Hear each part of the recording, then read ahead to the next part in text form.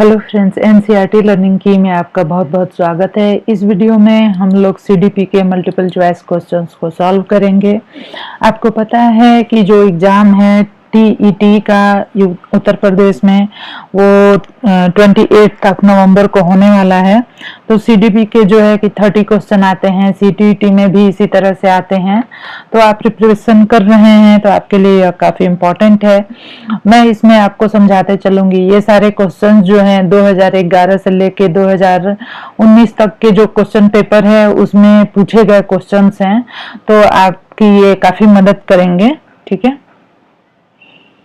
ये सारे के सारे क्वेश्चन पूछे हुए क्वेश्चंस हैं, उन्हीं को मैं इसमें करा रही हूँ।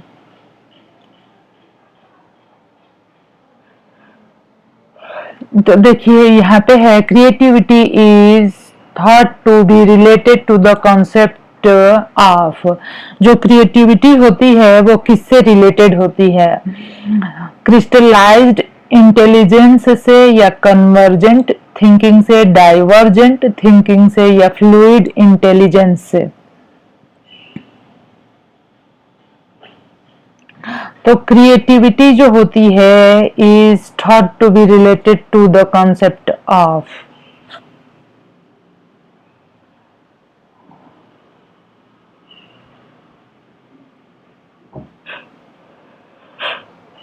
तो देखिए यहाँ पे एक एक को हम लोग थोड़ा डिटेल में देखेंगे। जो क्रिस्टलाइज्ड इंटेलिजेंस होता है वो क्या होता है?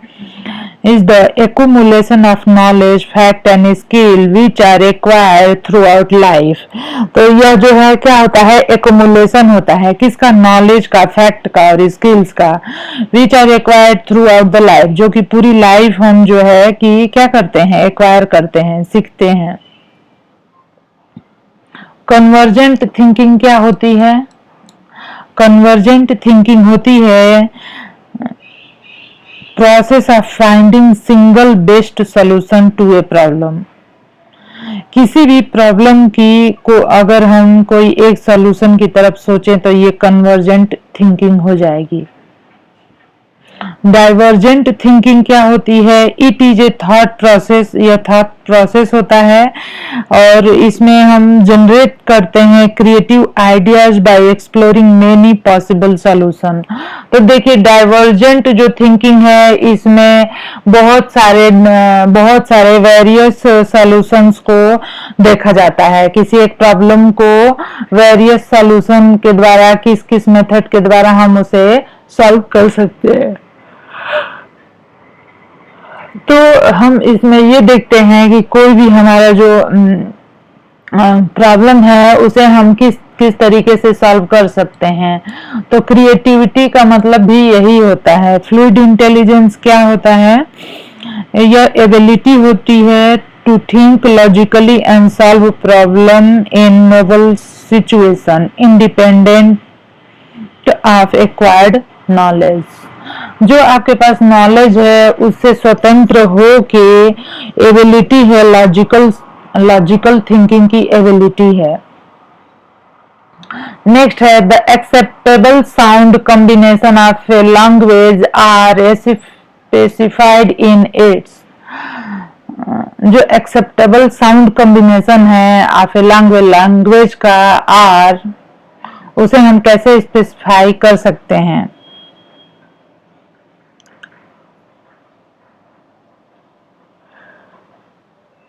तो इसे हम ग्रामेटिकल रूल्स के द्वारा, या सिंटैक्सियल, या इन्फ्लेक्शन, या फोनोलॉजिकल।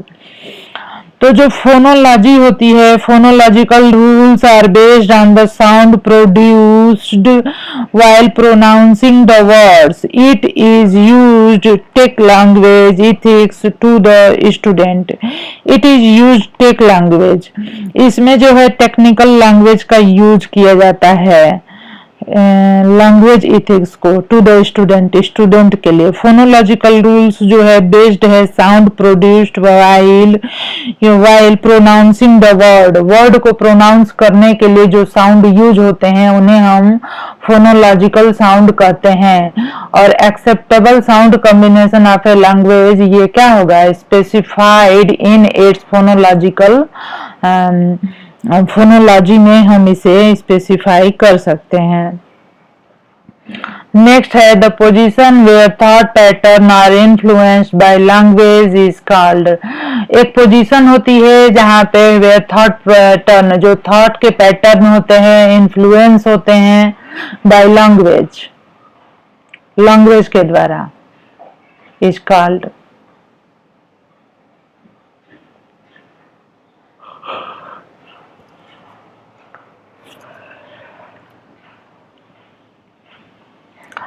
तो position where thought patterns are influenced by language is called linguistic determination, cognitive bias, socio-linguistic genesis and cultural tendency। तो यहाँ हो जाएगा linguistic determination।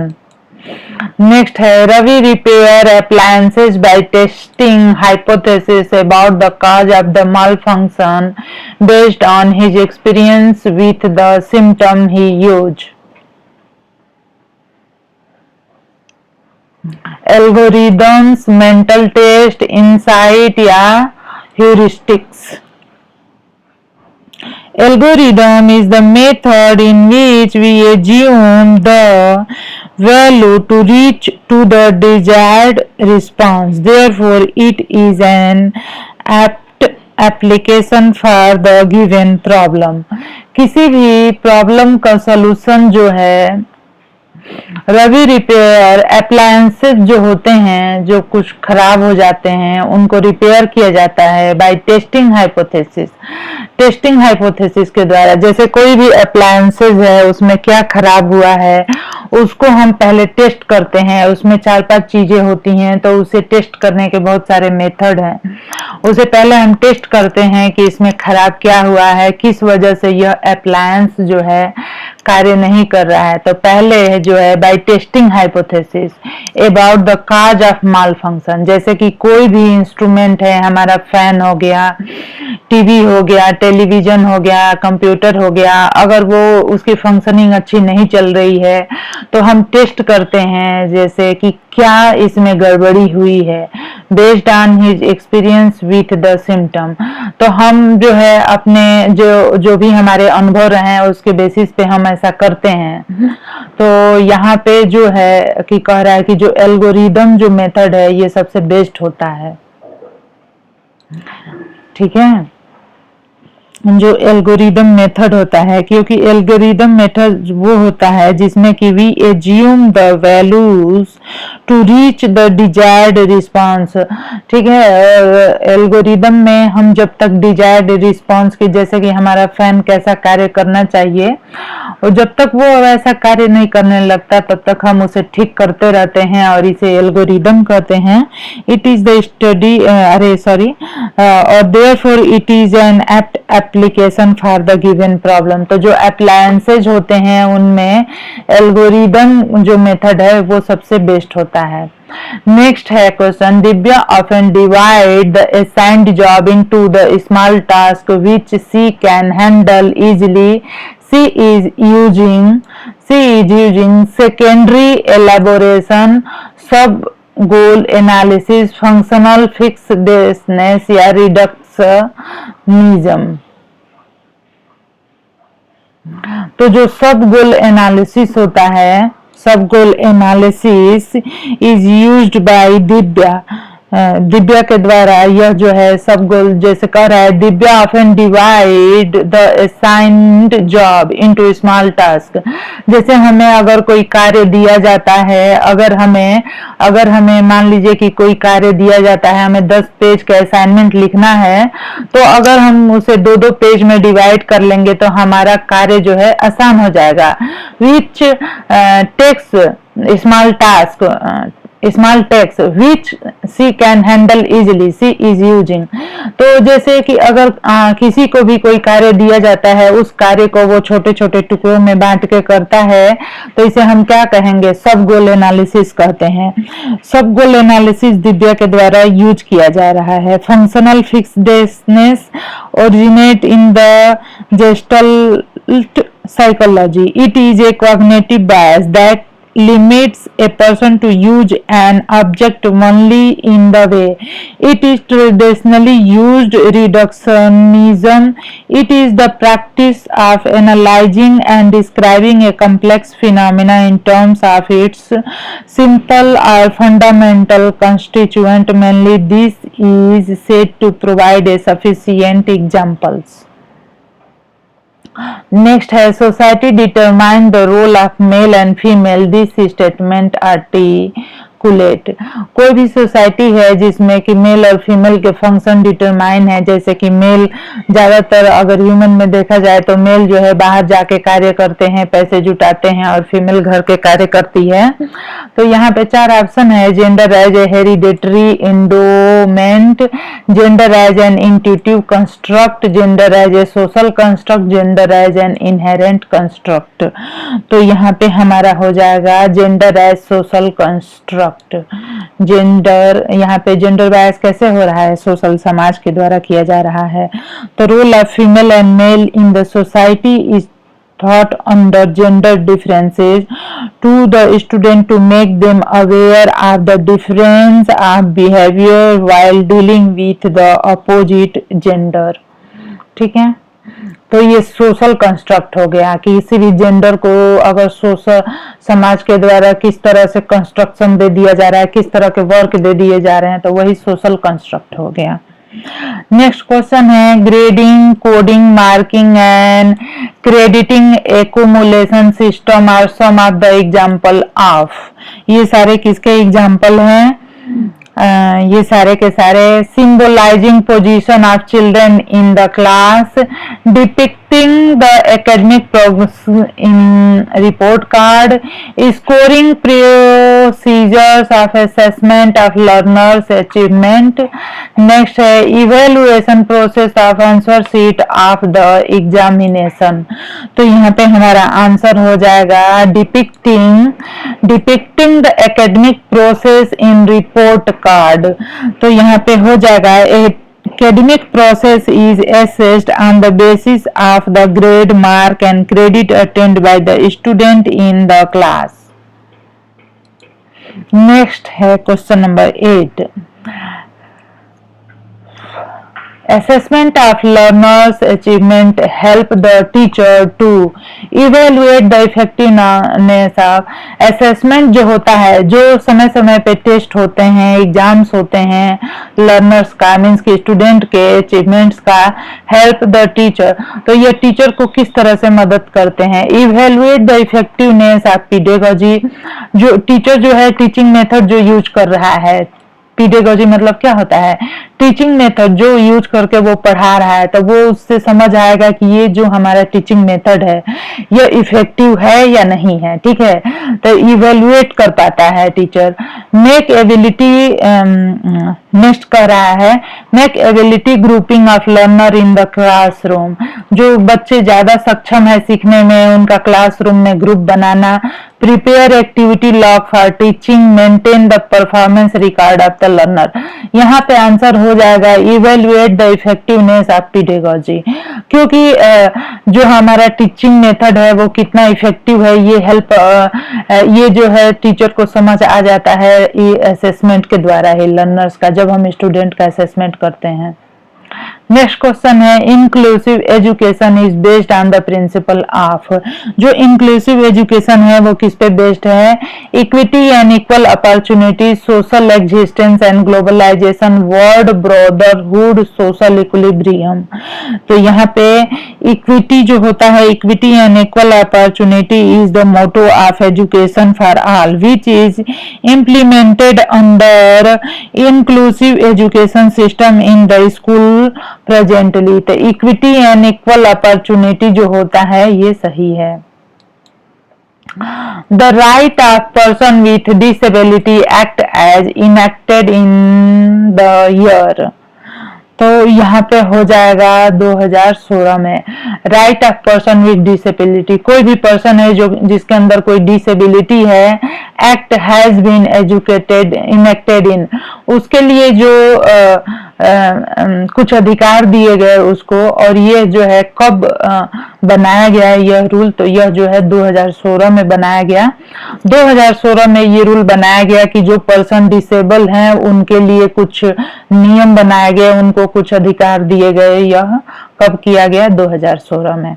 नेक्स्ट क्वेश्चन है, childrens with individual differences should be taught in a school having teachers. तो children जो होते हैं with उन सब में कुछ ना कुछ डिफरेंसेस होते हैं, शुड बी टॉट, उन्हें हमें पढ़ाना चाहिए इन ए स्कूल, स्कूल में हैविंग टीचर्स। चिल्ड्रंस जो होते हैं विथ इंडिविजुअल डिफरेंसेस, जो उनमें भिन्नता होती है, उनको पढ़ाया जाना चाहिए, taught in a school having teachers.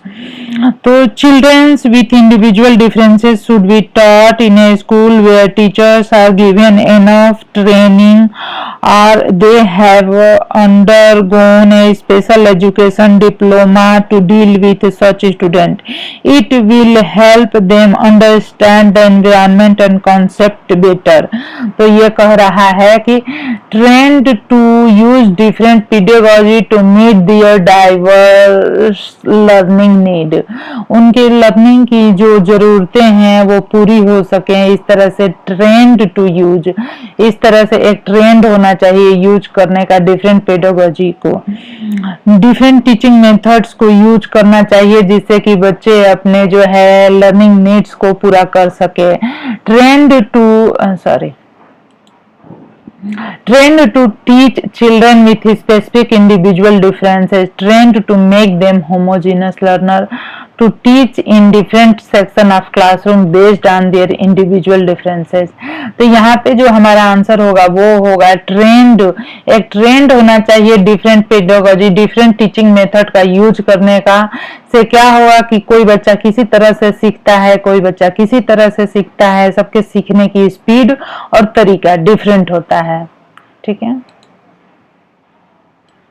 Next है हमारा question, the right of children to free and compulsory education act 2009 ensure the right of children with disability to free education from. तो यहाँ पे जो है हो जाएगा कि चिल्ड्रंस के लिए एक रूल बनाया गया, right of children the right of children to free and compulsory education, to free and compulsory education act बनाया गया 2009 में। यह इंश्योर करता है the right of children with disability to free education from. तो यह जो रूल है यह 6 से लेके 14 वर्ष के बच्चों के लिए है, right to education rule. Next question है, providing teaching learning material in accessible format to the diverse learner employs. तो जो प्रोवाइडिंग है टीचिंग लर्निंग मटेरियल, जो टीचिंग लर्निंग मटेरियल प्रोवाइड किया जाता है जो कि एक्सेसिबल फॉर्मेट में होता है टू डाइवर्स लर्नर एम्प्लॉयज। तो यहाँ पे क्या हो जाएगा, यूनिवर्सल डिजाइन ऑफ लर्निंग, जो यूनिवर्सल डिजाइन है लर्निंग की वही जो है अप्लाई करना चाहिए। Universal design of learning is a method where teaching learning material matches all type of student which include children with disability.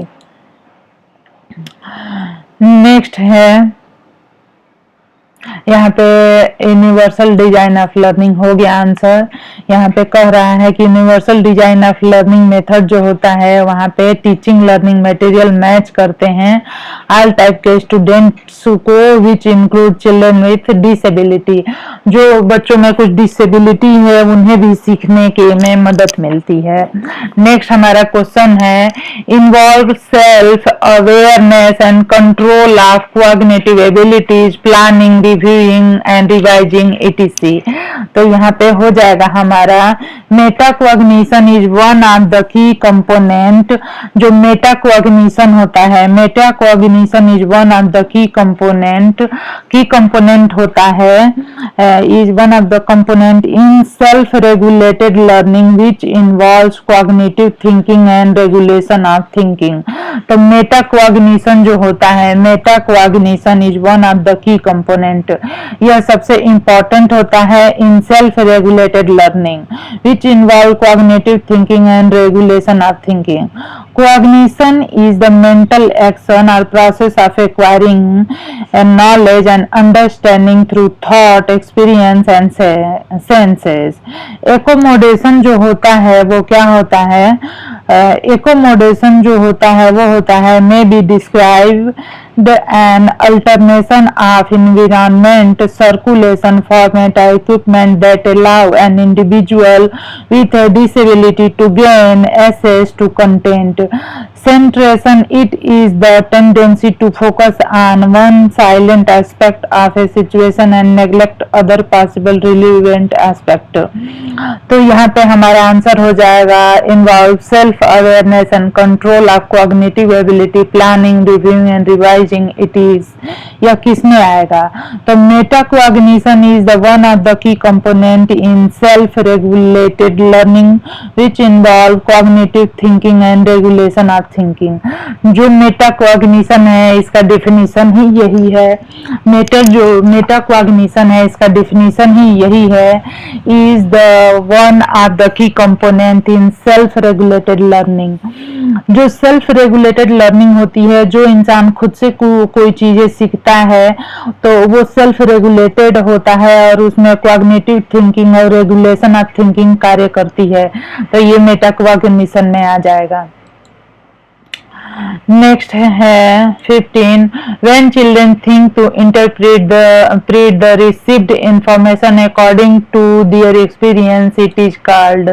जैसे बच्चे कोई चिल्ड्रन जैसे सोचते हैं कब, जब वो कोई इंफॉर्मेशन उनको दी जाती है, जब उनको कुछ बताया जाता है तो वो सोचते हैं, इंटरप्रेट करते हैं उस चीज को अकॉर्डिंग टू देयर एक्सपीरियंस. तो इसे हम क्या कहेंगे? क्रिएटिव थिंकिंग कहेंगे, एब्स्ट्रैक्ट थिंकिंग, रिफ्लेक्टिव थिंकिंग या कंक्रीट थिंकिंग कहेंगे. क्या कहेंगे? तो ईच स्किल इज टफ. हर एक स्किल को सीखना जो होता है टफ होता है. Children are provided with A prompt और Q immediately following an instruction. Selective instruction is R a technique which में help student to better understand what they help student to better understand what they select.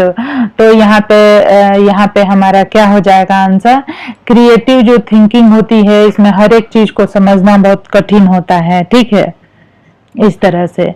Next question हो गया Teaching learners are varying level of difficulty based on the ability of individual learner is known as differentiated instruction.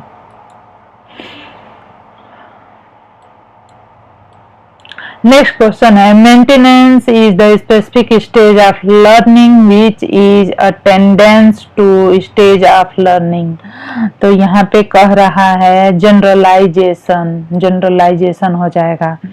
कह रहा है generalisation is an antecedent to maintenance as one is dependent on the other in many ways to make the learning effective and understand the concept quickly by special students also.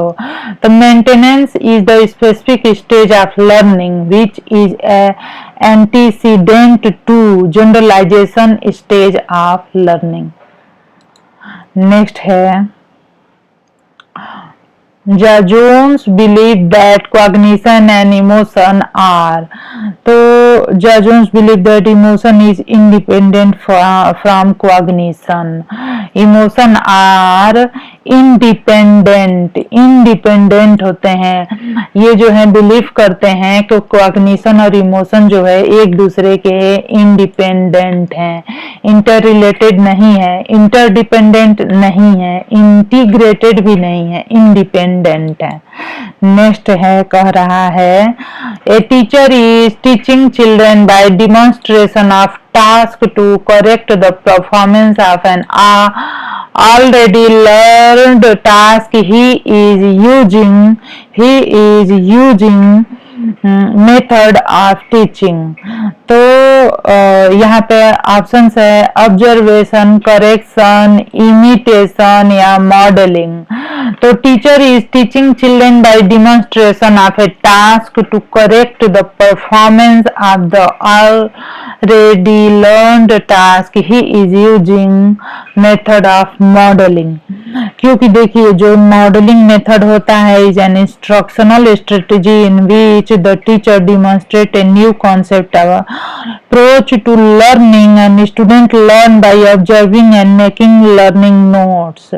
तो जो modelling होता है ये क्या होता है, instructional strategy होता है जिसमें कि the teacher demonstrate a new concept, जिसमें टीचर एक नए कॉन्सेप्ट को डिमॉन्स्ट्रेट करता है, और approach to learning and student learn by observing and making learning notes, और स्टूडेंट जो है इसको ऑब्जर्व करते हैं और नोट्स बनाते हैं।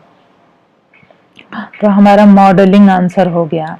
नेक्स्ट है विजिली, यहाँ पे according to Mann and Jenny's decision maker, children analyze the problem, list the alternatives and weight each option for its advantage and disadvantage. His behavior reflect vigilant, outgoing, surveillance या autocratic। According to Mann and Janis, ये scientist थे। Decision maker children, बहुत सारे children ऐसे होते हैं जो कि फटाफट डिसीजन लेते हैं, प्रॉब्लम को एनालाइज करते हैं, लिस्ट करते हैं अल्टरनेटिव्स को, and weigh each option for its advantage, और हर एक ऑप्शन का क्या एडवांटेज है उसको देखते हैं, and disadvantage. His behaviour reflect, तो इसका बिहेवियर क्या रिफ्लेक्ट करेगा, तो बिहेवियर विलिजिएंट क्या होता है, विलिजिएंट बिहेवियर ऑफ स्टूडेंट से that he has the ability to analyse the problem. Diligent जो है क्या है, एक बिहेवियर है। Diligent behaviour of student says that he has the ability to analyse the problem. Diligent behaviour of student यह बताता है कि स्टूडेंट के अंदर क्षमता है प्रॉब्लम को समझने की और उसे सॉल्व करने की, himself without taking any help of others. Diligent क्या शो करता है कि किसी बच्चे में कैपेबिलिटी है प्रॉब्लम को एनालाइज करने की, उसे सॉल्व करने की itself. They are problem solver by birth, वो बर्थ से ही प्रॉब्लम सॉल्वर होते हैं। By birth they have a insight of solving the problems with their innovative idea based on conceptual thoughts. ठीक है। नेक्स्ट है in thinking a child as a problem solver evaluate the truth और likelihood of statement. तो यहाँ पे हो जाएगा logical. ठीक है, logical. In logical thinking a child as a problem solver evaluate the truth or likelihood of statement. It is the process in which one use reasoning consistently to come to a conclusion. Next है the task in which the children get experience while enjoying themselves is known as consumer type task, producer type task, problem type task या drill and practice task।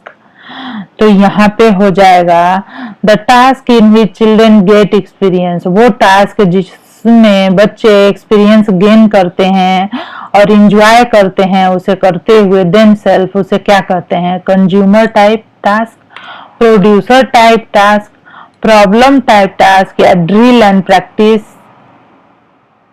Task.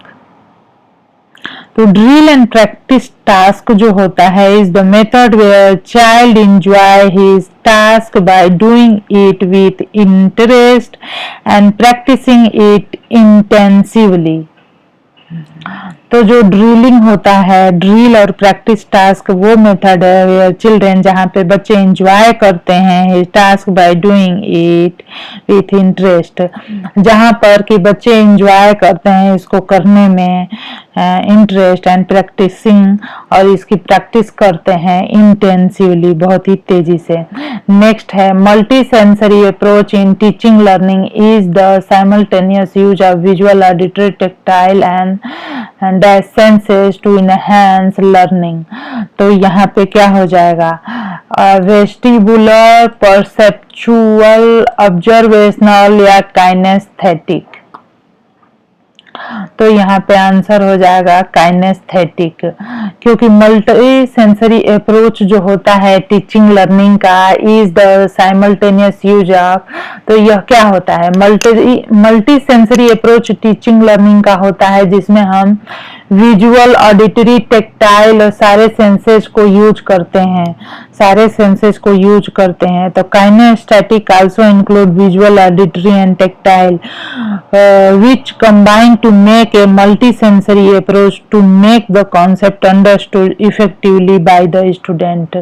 तो देखिए multi sensory approach जो होता है teaching learning का, उसमें सारे के सारे ऑर्गन यूज होते हैं, विजुअल, ऑडिटरी और टेक्टाइल।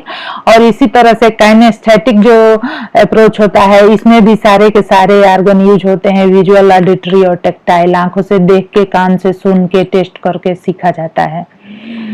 तो यहाँ पे काइनेस्थेटिक हो गया। नेक्स्ट हमारा क्वेश्चन कह रहा है the development from central part of the body towards periphery और एक्सट्रीमिटीज डिनोट्स द, क्या डिनोट करता है, principle of decentralised development, principle of proximodistal development, principle of cascade development, principle of radiate development.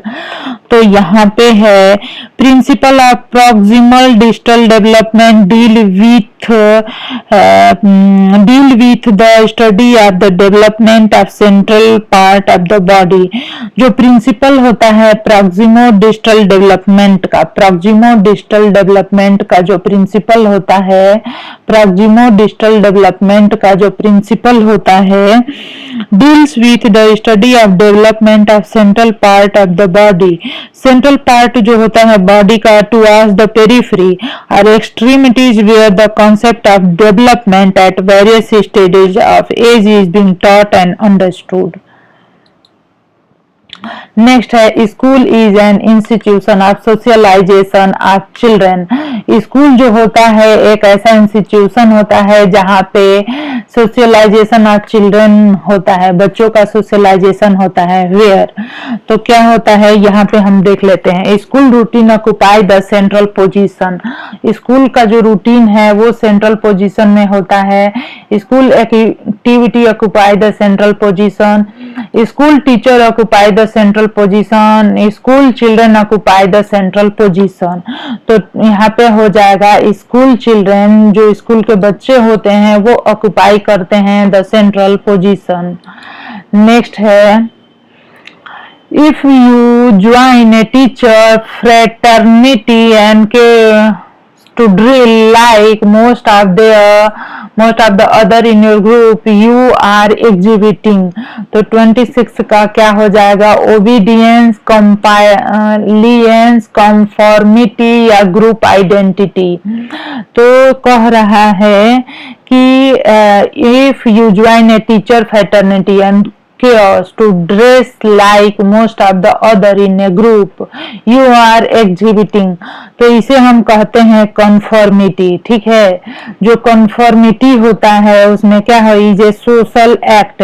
एक social act होता है where you are try to adopt and behave according to the environment। Means कि जहाँ पे कि सभी एक दूसरे की तरह से बिहेव करने का और एक दूसरे की तरह दिखने का एक्ट करते हैं। According to the environment, a group in which you are involved are a part of it। जिस भी ग्रुप में आप जाते हैं आप उसी की तरह बिहेव करने लगते हैं। नेक्स्ट है the concept of object permanence is attended during Piaget stage of development। तो 27 का कह रहा है option 1 operational, concrete operational, formal operational या सेंसरी मोटर। तो यहाँ पे हो जाएगा sensory motor is the stage where a child attain object permanence. Jean पियाजे gave the theory of sensory motor where a child behave according to the environment and surrounding and recognise the object around. तो यहाँ पे आ जाएगा हमारा sensory motor. Individual education program is planned from the perspective of child-centered education program, open school education program, e-learning education program, special education program। तो यहाँ पे हो जाएगा child centered education emphasize on the individualized education program as a child can get individual attention when teacher is giving importance to all the student irrespective of his or her disabilities। तो child centred जो education programme होते हैं वो ऐसे होते हैं। Child centred education programme 29 का हो जाएगा between month of age most children begin combine into short sentence while speaking. तो यहाँ पे हो जाएगा between 18 to 24 month of age month of the children start making sentence using the word they are recognized with। It is the stage of learning by observing or copying। They copy the family member and try to speak the sentence using the words they know or they learn by listening to other। तो यहाँ पे 18 से 24 month के जो बच्चे होते हैं 18 to 24 month के जो बच्चे होते हैं स्टार्ट मेकिंग सेंटेंस, वो कुछ बोलना स्टार्ट कर देते हैं 1.5 से 2 साल के बच्चे। And sentence using the words they are recognise with. It is the stage of learning by observing और copying. They copy the family member and try to speak the sentence using the words they know और they learn by listening to others. ठीक है, दूसरों को सुन के वो ऐसे शब्द बोलने लगते हैं।